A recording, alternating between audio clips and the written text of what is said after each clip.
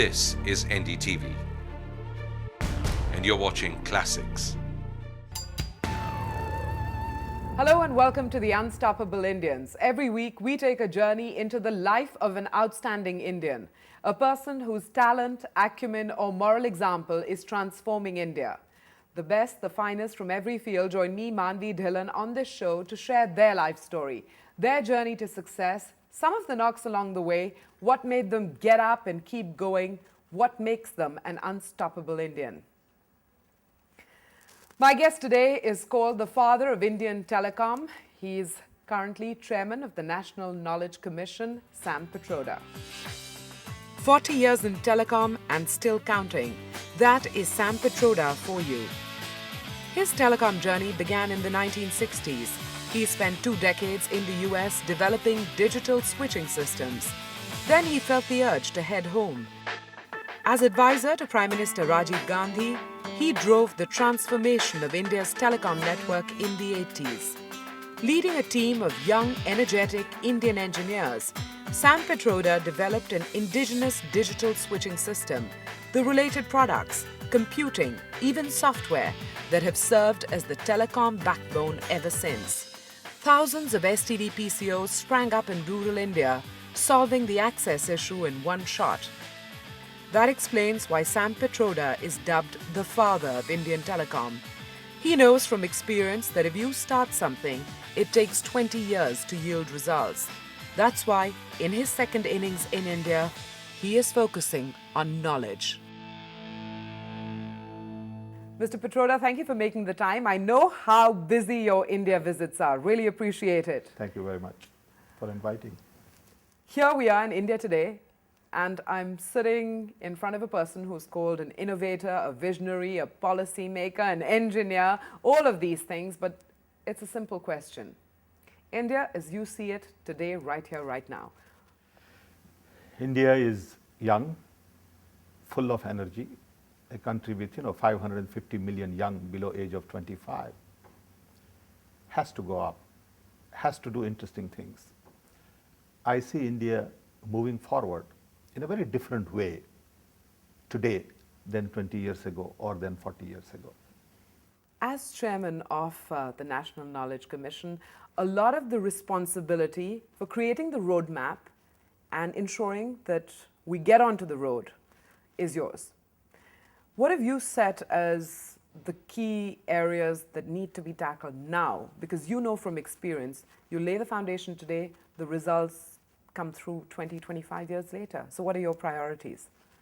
First of all, we all recognize that knowledge is going to play a very important role in the future of India, for that matter, in the future of all other societies. We are entering an era which is known as the knowledge society of the future.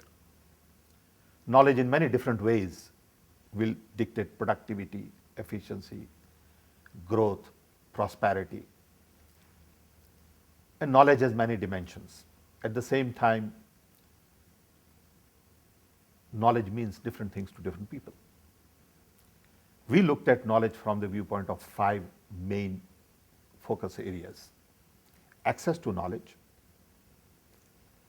which require literacy, libraries, networks, broadband connectivity, portals, affirmative action programs, right to education, and many of these different tools. Then we look at knowledge concepts, all education, primary education, vocational education, higher education, distance learning, teachers training. How do we get more of our kids into PhD programs, into maths and sciences? Then we look at who creates knowledge, how knowledge is created. So patents, copyright, trademarks, innovations, entrepreneurship. We also look at application of knowledge in agriculture, health, and small and medium scale industries. On top of that, in India, we have huge amount of traditional knowledge in our art, culture, music, medicine, Ayurvedas, yogas. Finally, we look at use of knowledge in improving governance. So it's not about education as such. You know, people are often impatient. They want to see results. And they'll say, can you point to any right away? What would you say to those people who are looking for immediate, radical, transformatory results right away? I would say you got to have some patience. In a country of 1 billion people, with the kind of diversity we have, democracy we have, things don't happen that fast, but they do happen. Take, for example, telecom. We started planting seeds in telecom in mid-80s. Then everyone said it's impossible. It used to take 10 years to get a telephone connection. We had to make a lightning call to get somebody. There were very few phones. When we started that journey, we knew that it will take 20 years. Now in 20 years, we are adding 10 million new phones every month, month after month. And at India those is pretty times, well connected. At those times, there were probably 2 million phones in the entire country. 2 million phones for 750 million people. Okay. So it took 20 years.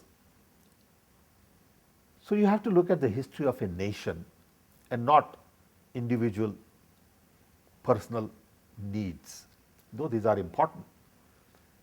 But to change a country of 1 billion people takes time. So I think knowledge is one of those initiatives which will take 20 years, 25 years. Do you fear for the continuity of the work if there is a new government which... I think so. I think knowledge is not a political activity. Knowledge is apolitical. Essentially, it affects everybody, rich and poor, young and old, urban and rural. I'm sure whichever government comes to power today, tomorrow, 5, 10, 20 years down the road, will recognize that knowledge is going to be the key driver. Without the kind of innovations we need in the industry, we cannot be competitive in the world market. And yet, you know from experience that certain great ideas need strong political backing to take them to fruition. So I'm sure that at some level there is that nagging thought at the back of your head. No, I think the point is you have to keep driving. You have to be positive. Your enthusiasm has to be contagious. I believe in it. I think it will get done. Knowledge Commission, no Knowledge Commission, we, people like us, will talk about it. We'll put this in public domain. We have put knowledge in the public domain. It's on the table to discuss. We may agree on issues, we may not agree on issues, which is okay, because this is a democracy. But you will hear me speak for next 20 years, if I'm alive for next 10, 20 years, pushing knowledge irrespective of who is in power. It doesn't matter. Right. I'm going to rewind to the 80s, and many in India today, especially the younger generation, don't even have a sense of what it was like, how difficult it was to make phone calls. And today, of course, everyone just takes telephones for granted, mobile phones for granted. You were already in the US. Life was pretty much set, and then you uprooted yourself and came back here. Do you remember what the overwhelming reason was, other than a general need to serve India? I think you need to understand the background. I was born and raised in a small little tribal village in Orissa. Poor parents, a town where there was no electricity, no water, no schools. Got some education in Gujarat. Studied physics, went to US, got lucky, got a good job, invented a lot of stuff, built a company, and then to some extent, in a sense, felt guilty